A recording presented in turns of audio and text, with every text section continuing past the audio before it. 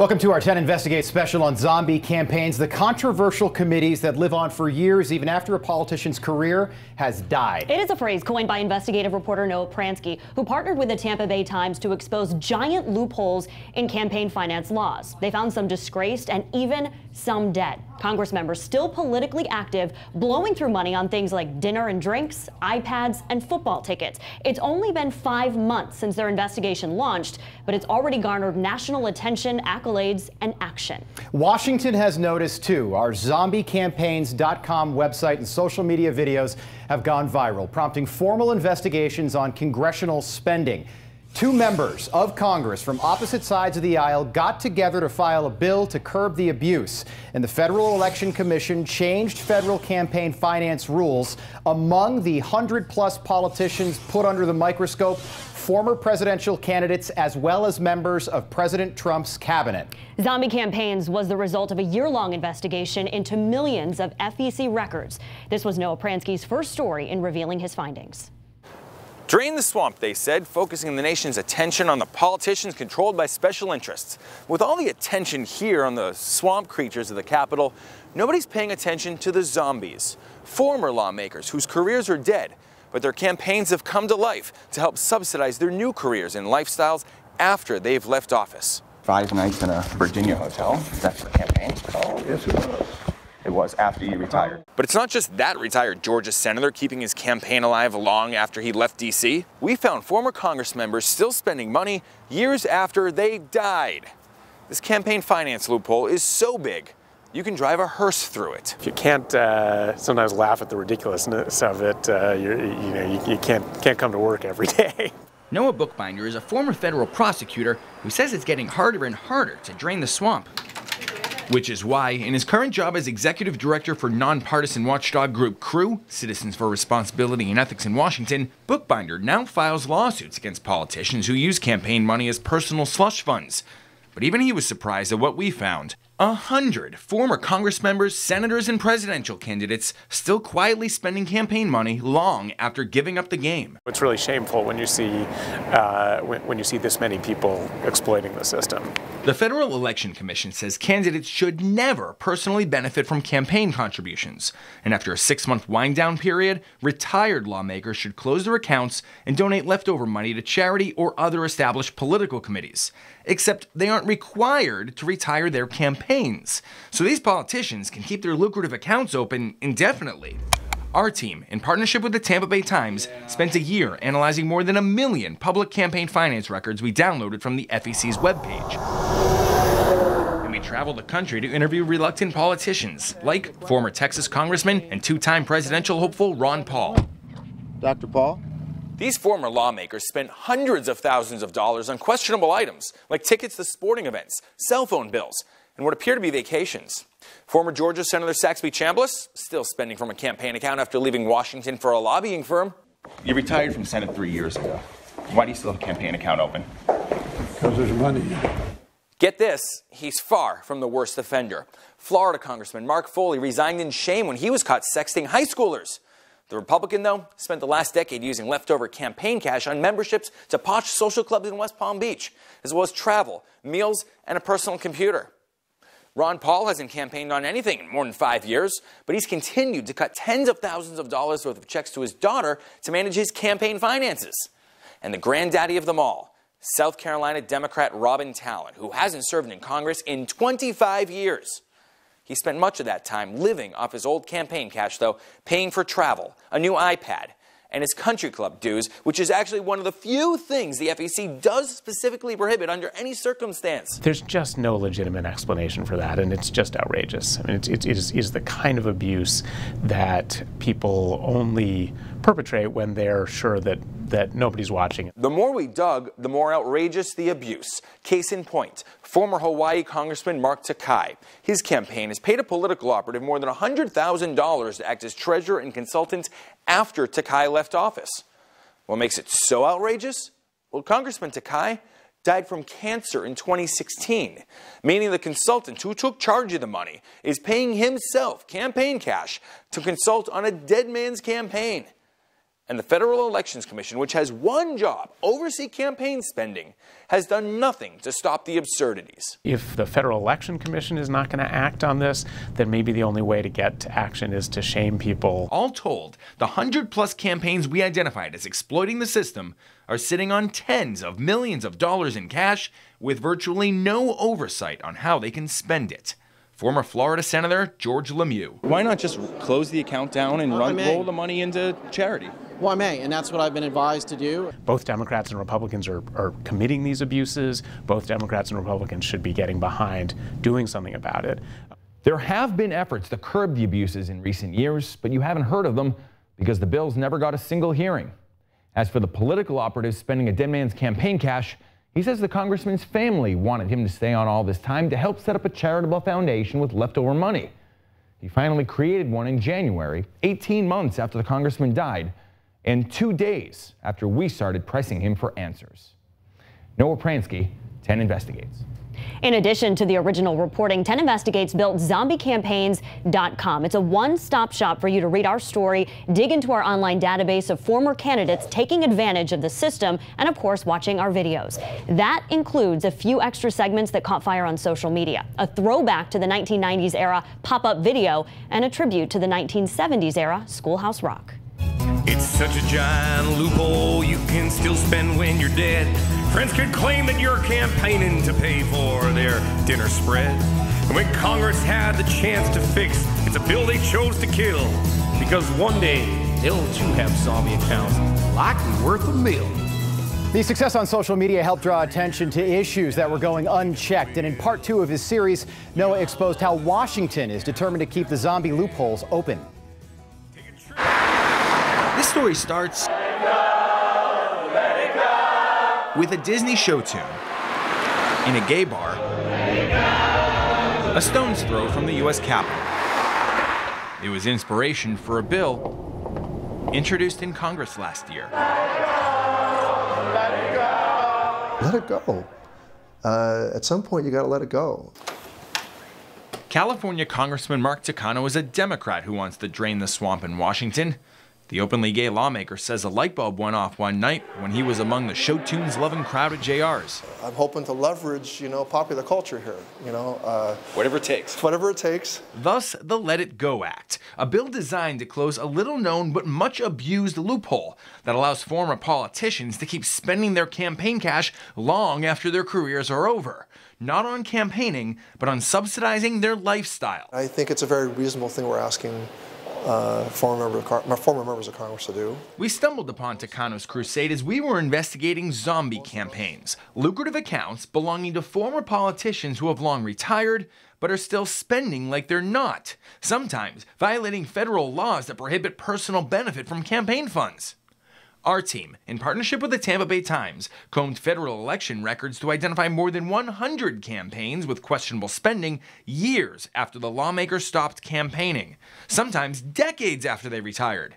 You might recognize some of them. Mark Foley, Joe Kennedy II, Ron Paul, spending funds on things like fancy dinners, travel, and paying family members. And nobody in Washington seems to notice or care. It is legal. It is legal, but I don't think it should be. Takano's bill proposed that lawmakers must close their accounts down within 6 years of leaving office. That means leftover cash then goes to charity or other political committees. Now, 6 years is 12 times longer than the FEC says should be necessary to close one down, but his bill never even got a hearing. You retired from Senate 3 years ago. Why do you still have a campaign account open? No surprise, former Georgia Senator Saxby Chambliss and the owners of other zombie campaigns we tracked down all over the country weren't in the mood to talk. Get out of here. You spent thousands of dollars on things like hotels and food. How is that campaigning? After you retired. We don't have anything to discuss. While others still spending, candidates had no comment at all because they were dead. We found candidates' campaigns open for years after they died, still spending money. Well, that's that is incredible. And somehow, the FEC still did nothing. Well, I often call the FEC the failure to enforce commission. Meredith McGahey is the executive director at Issue One, a nonpartisan D.C. nonprofit dedicated to getting the money out of politics so Congress can go back to working for the people. She says the abuses run rampant because of both the lack of enforcement and efforts by House and Senate leadership to kill campaign finance reforms. Really what it's going to take is some brave people up on the Hill to step forward and be willing to offend their leadership and spend political capital. Meet brave person on the Hill, Walter Jones, a longtime Republican congressman from North Carolina. If any member of Congress is not willing to let sunshine in, then the democracy is threatened. Jones tells us he'll refile a bill that could curb controversial spending after a member dies by allowing him or her to first designate how leftover campaign funds should be dispersed. He may also propose mandating that all leftover cash be sent to other campaigns or charities within 1 year of a member's death. The last time he filed his bill, he was killed by his fellow Republicans in the Senate. Well, no, it's just that nobody seems to care about reform. I made the statement many times publicly back in my district that the only way we're going to get reform is to have a scandal. A scandal like dead candidates spending campaign cash? We have enough of a swamp. We should drain as much of the swamp as we can, and I regard this as a very modest effort. Let your money go to a higher purpose for what you built your career on. Senator Saxby Chambliss, whom we caught up with after he ignored multiple requests for an interview, later sent us a short statement that read he complies with all federal laws and discloses all of his campaign expenditures, which may actually be true. But when federal law allows a retired lawmaker to expense 5 nights in a ritzy resort, critics say it's time to reassess our federal laws. In Washington, Noah Pransky, 10 Investigates. This investigation didn't just involve collaborating with the Tampa Bay Times. 10 Investigates spent nearly a year collaborating with dozens of stations across the country within the Tegna television network. The series also inspired a tremendous amount of additional reporting on zombie campaigns from Hawaii to San Francisco to Maine. National outlets followed as well, including zombie reports from Huffington Post, Newsday, and Bloomberg. It was the talk of Twitter once our stories went live, collecting thousands of clicks and retweets from around the country. An Ask Me Anything session with our investigative team reached the #1 overall spot on Reddit. And a number of watchdog groups sounded alarms, pressing the Federal Election Commission to change its rules. This is former FEC Chair Ann Ravel. The law absolutely has to change. I mean, the fact that a person has received campaign funds that are meant for certain things and it pays off individuals is absolutely not what was intended by the law.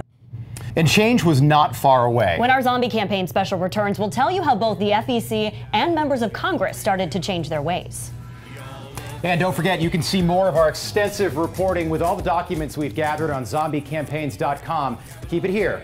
We'll be right back. Your career may die, but your money never will. We all love the zombie hounds of Capitol Hill.